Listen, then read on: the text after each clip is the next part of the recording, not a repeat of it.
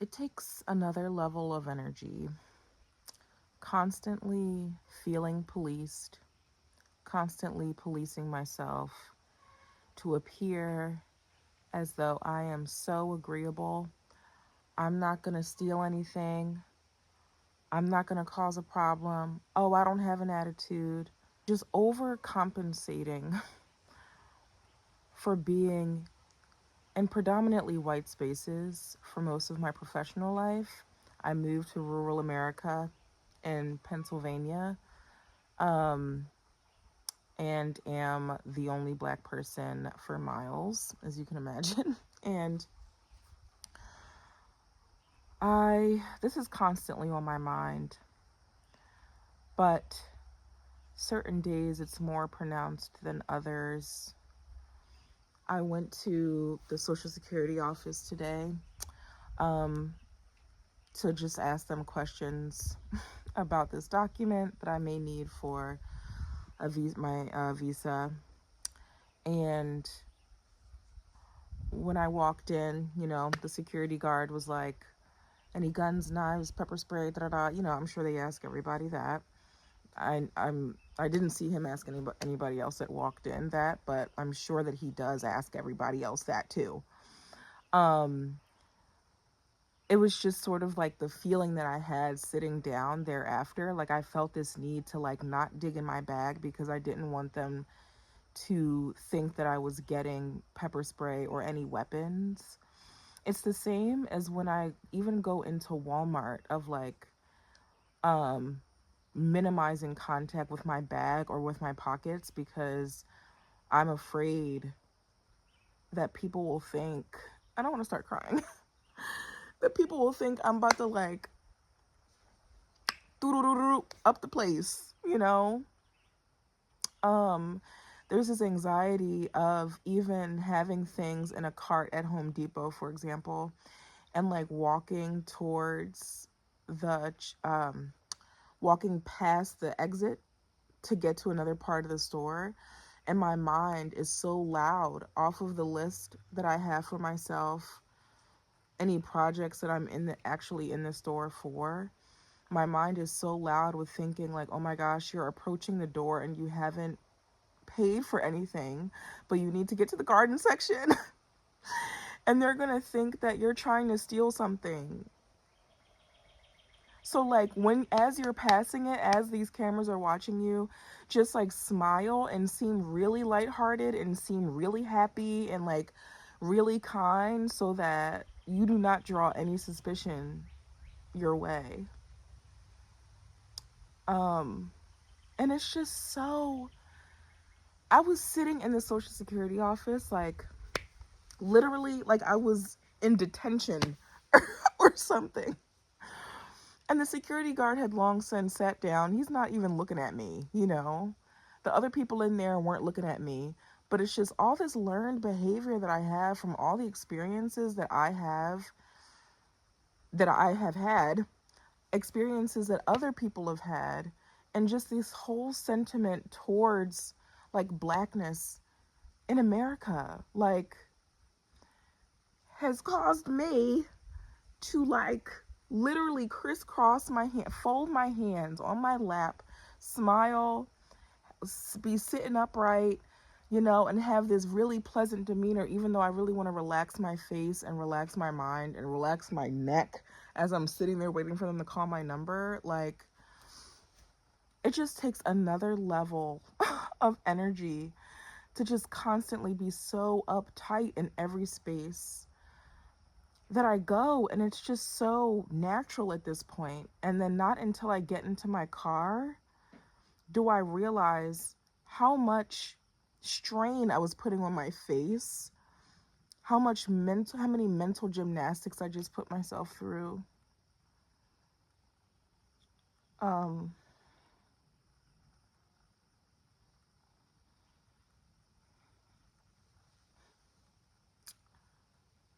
oh my god, I'm crying online. um I have a farm. And so a part of it, like there's some frontage along the road. It's like It's a gravel road, it's not a dirt road. I mean, it's probably a dirt road. You could probably call it a dirt road. And every time I hear a car coming, I have this compulsion to hide. Like, I thankfully have so many bushes, and so I'm able to literally go behind the bushes, um, hide behind a tree, or even just turn my back and act like I'm like weeding a flower bed or something. Or yeah, just like walk in the opposite direction so that they don't see my face. Um, yeah, like in a lot of places where I've lived, I've had things like in Northern California, of like all places. It's so strange. Wait, I want to stop crying 1 second. Okay. In Northern California, of all places, I've had things like thrown at me, and like as I'm on my bike, cars would ride by, throw things at me, and tell me to go back to Africa. Like, I'm from Philly. It's like, what are you talking about? Go back to Africa? Like, what are y'all talking about? Going into Walmart in these places and in like other states, of just being seen as like I don't want to say an animal, but just like some exotic like alien or something. Like, literally people coming up to me and my mom, just like, not, no permission, just like, oh my gosh, like, wow, we used to have like a black neighbor, look at you guys, like, even flattery is a way to be singled out by being so different that maybe it's perceived as so beautiful. But I don't ever feel flattered by the compliments that come with this like dramatic acknowledgement that I'm there. I don't ever feel safe after that. I was talking to my brother. Mind you, we're both from the hood. We're no longer in the hood anymore, but he just bought this beautiful suburban home in New Jersey. It has a big yard, nice front yard, like space to plant trees, bushes, and flowers. He loves wildflowers. He's just such a great person.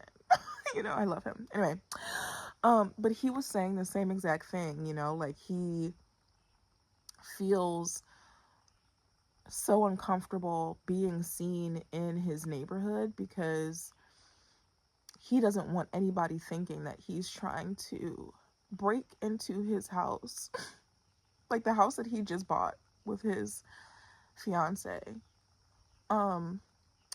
Like, he doesn't want anybody to think that he's trying to break into his own house. And so he also does this song and dance to appease the thoughts that people might not even be thinking, but the likelihood that they are thinking them is still there. Like, this is no, we're not like this for no reason. Like, so even if they're not thinking those thoughts, we have to do this like huck and jive and exert all this energy to mask who we really are and form connections based off of like our base personality, in order to perceive the possible and likely thoughts of those that we're perceived by. Um,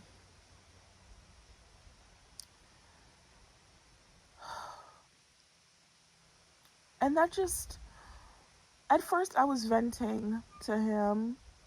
And then when he was telling me those stories too, it just like,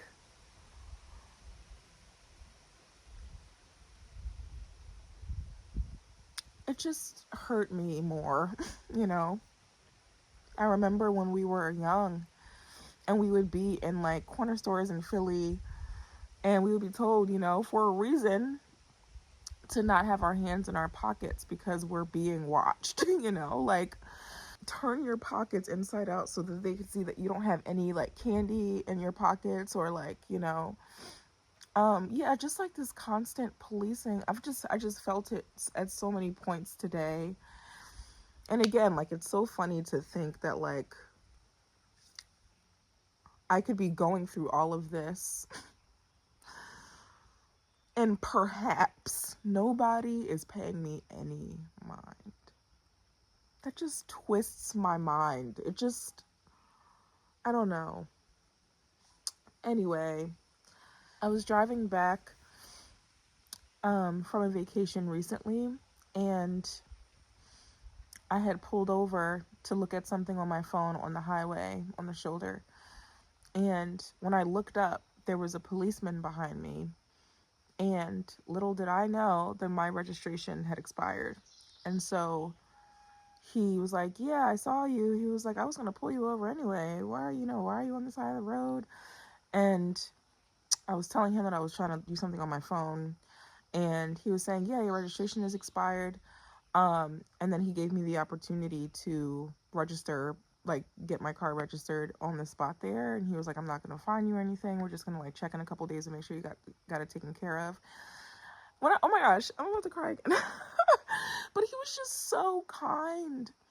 He was so kind. And like, I was saying to myself, like, while he was going back and forth to his car, like, this is so healing for me to have like a positive interaction with a policeman, you know?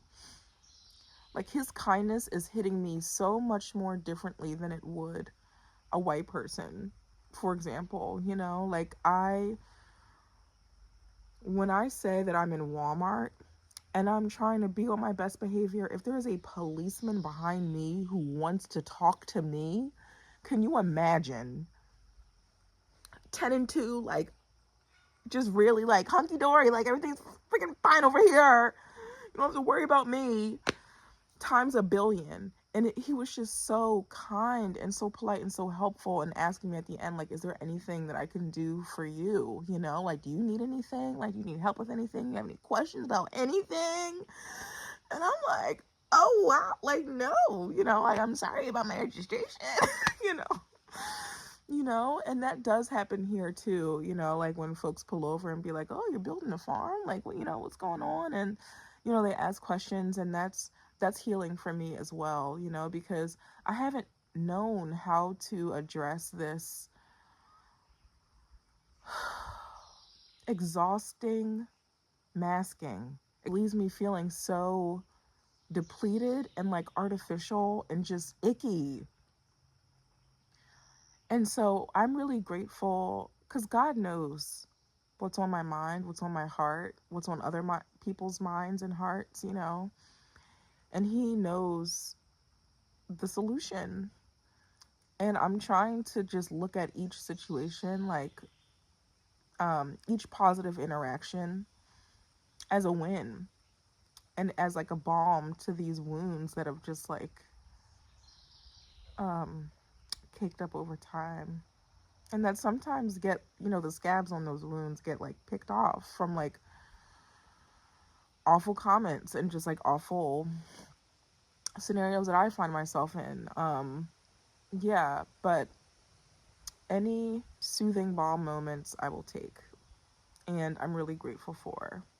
There are other ways too where this sort of like self-defense comes in, or like self-preservation comes in, depending on the situation. Like, whenever I feel like I have a personal win or like a passion project win, I always find myself defending myself to a panel of white people, like, and defending my decisions that have like nothing to do with that. Like, it's so crazy. It is so crazy. I remember I was like planting trees in Philly, and there was another organization that planted trees that called me, and then I was talking to like the execs of this organization, who would always complain about how we need more local people planting trees. Like, can you believe? We need more local people planting trees because the tree mortality rate is going up because of climate change, but also because like people that say that they want trees aren't taking care of them, and so they're being ripped out, and we're constantly replacing the same tree over and over again. You know, like, I've been in on these conversations, and yet I'm in a room saying like, you're planting trees at schools, we plant trees at schools. You're planting trees in people's backyards, we plant trees in people's backyards. Like, why do you think that you can do this? And it's just like, Wait, do y'all own Philly? Do you own trees? Do you own the people that you give trees to? Like, what are you talking about? Why am I here? And at this time, I'm in my 20s and I'm in a room with who I feel like are bigwigs, and they're just like being extremely punitive. Another situation, there's a grant application where it's like if you apply by yourself, you can get a couple hundred, like $2,500. But if you apply with a group of people, you can get more. And so I was going to apply on my own. But because I was renting land, I had to say to the landowner, who was a white owned organization, that I was doing that. And they said, oh no, you can't do that. We're going to do that, but we'll include you. We're going to write that grant, but we can include you as like a co-applicant. And we'll, like throw you some dollars for this like walk-in fridge that you were going to apply for. And they won the grant. And then when it was time to dish out the funds, they were like, oh, for you, we had to reallocate, and you're not going to like get anything, essentially. And all the other white farms that had this organization as their landowner got their piece of the pie. There was another time where I got that large grant that I was talking about in my last video, where my employer was like, oh, heard you got this grant. We're going to talk about what this means for your employment. And then I'm in a room with HR and other bigwigs, explaining myself to another panel of white people who are asking me all of these questions, essentially questioning me like why I thought that this was a good idea to apply for this grant for my personal farm. This like constant explaining of myself and defending myself, and just like, it's so easy to talk about DEI and to talk about accountability and talk about equity and equality and all these values that we love to tote, but when rubber hits the road, here I am in a room with you talking and defending myself as to why I'm developing resources for myself as a Black woman farmer in America, with the history that we're all in, the systems that we're all fighting against to rectify. I thought those were our values, and it's like I just feel like I always have to like advocate for myself to an extent that is unnatural. It's exhausting for me. I am so tired of always having to like fight for myself and preserve what I've built based on ideas that I thought were shared with the people that are coming against me. It's just like constantly being on this wheel, and it doesn't matter the situation, the same themes continue to emerge. The same tones are constantly underpinning my life, and my relationship. Like, it's just where my head has been today, of just like, I could be journaling about a different situation, but all of the concepts are constant, and they just stay the same year after year. I have so much more to talk about, but I'm just gonna go for a walk and just like continue processing. This is a little bit of a weird video, maybe like more of a rant, I don't know. But if you made it to the end, thank you for listening. And yeah, like if you've ever felt any of these feelings, you are not alone.